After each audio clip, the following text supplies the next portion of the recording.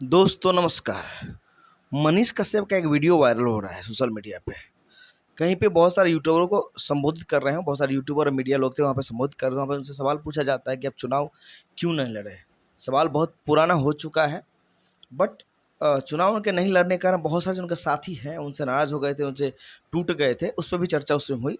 तो उन्होंने कहा कि मैं चुनाव इससे नहीं लड़ा कि मुझसे किसी ने कहा कि ये धर्म युद्ध है, और द्रोणाचार्य ने एकलव्य से गुरुदक्षिणा मांग ली और मैंने अंगूठा काट के दे दिया। जी हाँ, ये उनका कहनाम था कि द्रोणाचार्य उनके हिसाब से मनोज तिवारी हुए। ऐसा उन्होंने नाम नहीं लिया, बट उन्होंने कहा द्रोणाचार्य ने उनसे अंगूठा मांगा एकलव्य से, और एकलव्य ने अपना अंगूठा काट के दे दिया। तो द्रोणाचार्य जो मनोज तिवारी हुए और एकलव्य हो गए मनीष कश्यप, क्योंकि मनोज तिवारी के कहने से ही वो चुनाव नहीं लड़े थे और बीजेपी में शामिल हो गए थे। वहाँ पर उन्होंने माफ़ी मांगी अपने पुराने दोस्तों से, जितने भी दोस्त यूट्यूबर उनके साथ थे, जो उनके फैसले से नाराज़ हो गए, उनका साथ छोड़ दिया था, उनके विरोध में बातें कर रहे थे, अभी भी कर रहे हैं बातें, उन सब से उन्होंने माफ़ी मांगी सार्वजनिक। उन्होंने कहा कि जिन किसी को भी मेरे वजह से मतलब कह सकते हैं हर्ट हुआ, उन सब से मैं माफ़ी मांगता हूँ। लेकिन इस वीडियो के वायरल होने से एक बात जो बहुत ज़्यादा बिहार के पॉलिटिक्स में उठी है वो ये है, क्या मनीष कश्यप जो है बीजेपी से मोहभंग हो गया, जैसे मैंने पहले के वीडियो में कहा है, या मनीष कश्यप को बीजेपी ने धोखा दे दिया है? क्योंकि मनीष कश्यप का जो रुख है बहुत बदला हुआ लग रहा है।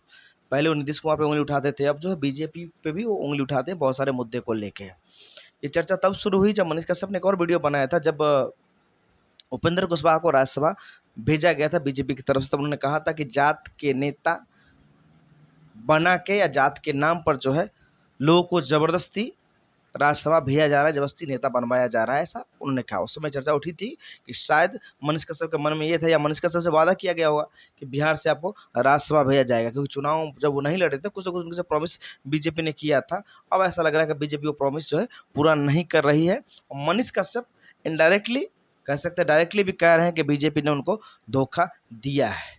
और जब उन्होंने बीजेपी ज्वाइन किया था, जो लोग उनके साथ थे, जो उनका साथ छोड़ दिया, तो उन लोगों ने उस समय कहा था कि हो सकता है बीजेपी मनीष कश्यप को यूज कर ले, और लोकसभा चुनाव के बाद जो है मनीष कश्यप को छोड़ दिया, यूज एंड थ्रो कर दिया जाएगा। वैसा ही कुछ सिचुएशन दिख रहा है बिहार में, क्योंकि बिहार में विधानसभा चुनाव अनाउंस होने वाले जल्द ही हैं। राज्यसभा से भी उपेंद्र कुशवाहा को भेज दिया गया, तो हो सकता है इस वजह से जो मनीष कश्यप थोड़े से अपसेट हैं, वापस से वो पत्रकारिता के क्षेत्र में एक्टिव हैं, और उनकी वीडियोज़ आप कंटिन्यू देखिएगा।